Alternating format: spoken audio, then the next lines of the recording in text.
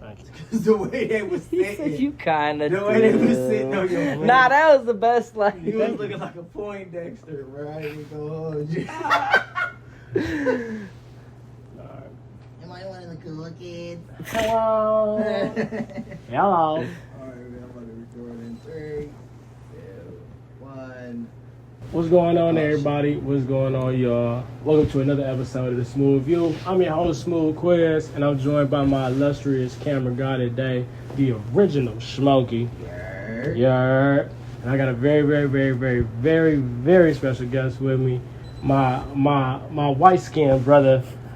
We got it's Joe White. what up? What's going on, man? So, Joe, man, you've been in this game for a minute. You got some, like, we're going to get into the things that you do for real. But how did your, like, early experiences shape, like, who Joe Y is today? Early experiences in life or in music? Like Early experiences, life, because what is life without music, or what is music without life type shit? So how did my early experiences in life affect my music? How did they affect... We're going to go off the script, and we're going to really chop it. Well, how did your early life experiences get you to the project that you are today? Like, what are these experiences that made Joe Y create Joe Dirt? A lot of bullshit. A lot of bullshit. A lot of, like, bad luck is part of it, and a lot of bad decisions. And it felt like the best way I can describe it is, like, up to, like, 11 years old, right? Shit was solid, doing decent, and then shit got real funky around me, so I started getting funky. And then I felt like after that, it was, like, 12 years of, like, damn, I'll just keep digging a hole and getting deeper and deeper in it, but pretending I'm gonna be alright, like, just putting a Band-Aid on it.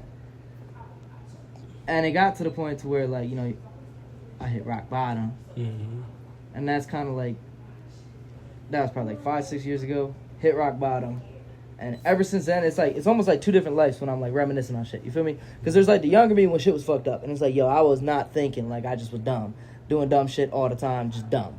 And then there's when I hit rock bottom, and from there on everything was more like, just like, I felt professional as a human being, if that makes sense, to where it's like, even if my business is just cleaning up around the house, I'm on my business. So it's like you went through so many tests that it made you feel like you like. It's like I failed so many tests that I got sick of looking at an F. Type shit. Like, you strike out so many times at the plate and you're going to start hitting the ball. God fucking damn it. Put me on base, brother. It sucks. Not trying to sit down again. What did rock bottom look like to you, if you could give it like a vague thing, not to... A lot of criminal charges over like a 3-year span. 2 felonies. One when I was 15, which 15-year-old one is kind of what spiraled me, because like, when you 15, right, like your frontal lobe is not developed at all. You're kind of just irrational. And so, like, at the time, I was broke as hell. Really needed shit. Knew I was about to get, turn 16, so I was hoping to get my license. Really wanted to get a car. So I made some bad decisions. Caught a whole felony. Did, like, 2.5 months in the, like, juvenile. And I was in there for, like, Christmas and all that.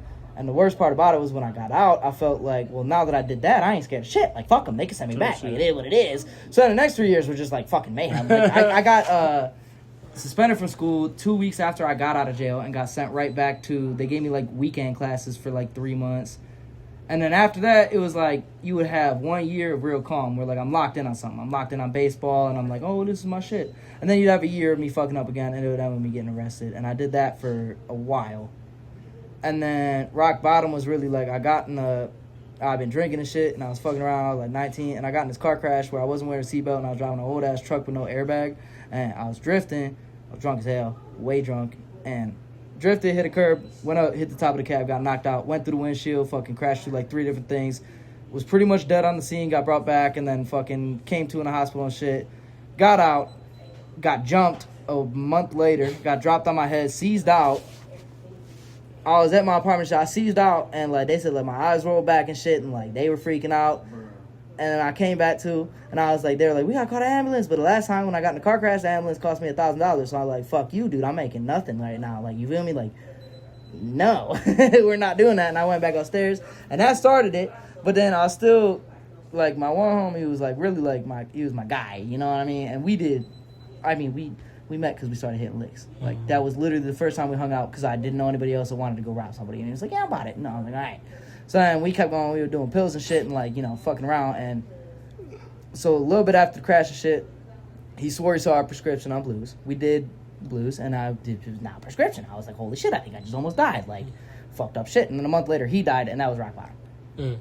When he died, changed everything. Like, my whole life just fucking...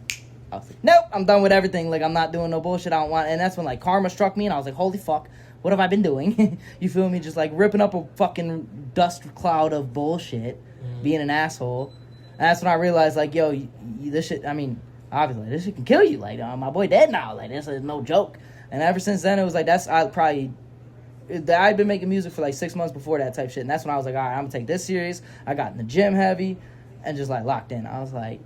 You know what I mean? Was that the point where you started to make your journey out of, like, the pit? Like, yeah, like, that's when I became who I am now, where it's like, again, it's just like you feel like a professional every day, to where it's like, I'm not trying to do no bullshit because I'm looking forward. I'm not looking for right now. And that's kind of like, where's that? Like, and ever since then, it's like, you just got to push. Like, fuck the bullshit. Type shit. You think that, like, so would you say that, like, maybe the trials, I guess, to name them something, you know what I'm saying? Yeah. Shit that we don't like that happens to us. The ups and downs. Would you say, like, the trials, like, do they truly define you, or is it, like, how do you feel about, like, I don't think they define me at all, because, like, until I said that, like, neither of you guys knew, like, any of that shit. Not at all. So it's like, neither of you made any judgment about me at all based on any of that bullshit. Okay. So how the fuck would that define me if I can meet y'all, hang out with y'all several times, have you in my house and everything, and none of that shit matters, because that ain't fucking me. Type shit. It's like, fuck that shit. Like, people do shit and people change. That's how life. You know what I mean? Like I said, I was a teenager. Like, I was a kid. I was doing dumb shit. Type shit. Everybody do that. That's the other things. Like, you get older and older and older, and you talk to these people, and it's like, everybody does dumb shit. Some people stop doing dumb shit. Yeah. Some people don't. Yeah. I want to be one of the people to stop doing dumb shit and get on my shit. From it? Yeah. Oh, yeah. And it's like, are you locked in now? Like, type shit. You know what I mean?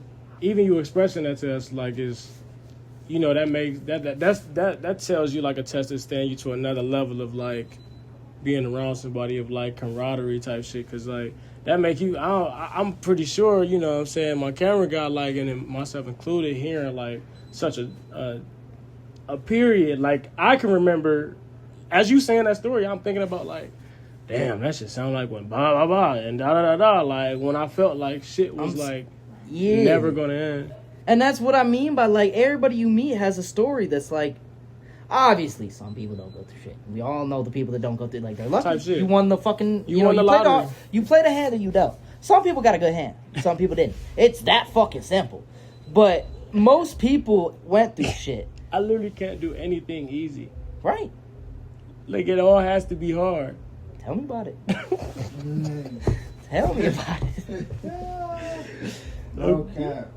Okay, so, like, looking back on, gracias. You feel me? Looking back on maybe older projects that you have done and now learning, like, it's like, so I'm gonna make it work. Watch this. So, like, looking back on older projects that you've done and reflecting on Joe Dirt, when you think back and you use these past experiences as fuel, do you feel like you get into a more pure form of the fuel to make more passionate music now? No, because, like, why would you make music? Like, obviously you can make fun songs. I literally, the only reason I made Honeydew is because I love the beat. I was not giving that away. Like, I'm sorry, but none of y'all can have that. I was like, this is the best beat I've ever made. I don't care if I spit just utter bullshit on this, dude. I'm fucking doing something right now. But then you can, the passion to make music is just, you either have it or you don't. So, like, nah, I don't think there's any fuel or adding fuel or any of that. Like, I used to think, like, I was so weird, especially early in, like, making music, where I felt like the more depressed I'd get, the better music I'd make. So I'd be like, listen to sad song, you know what I'm saying? Just put myself in a dark place, and it's like, nah, bro. Type shit. You either like to make music or you don't. Like, once you like to make music, it's like, once you're locked in, you're making it. It's like it's something that happened. We got scrubbers for this. I got scrubbers and disinfectant.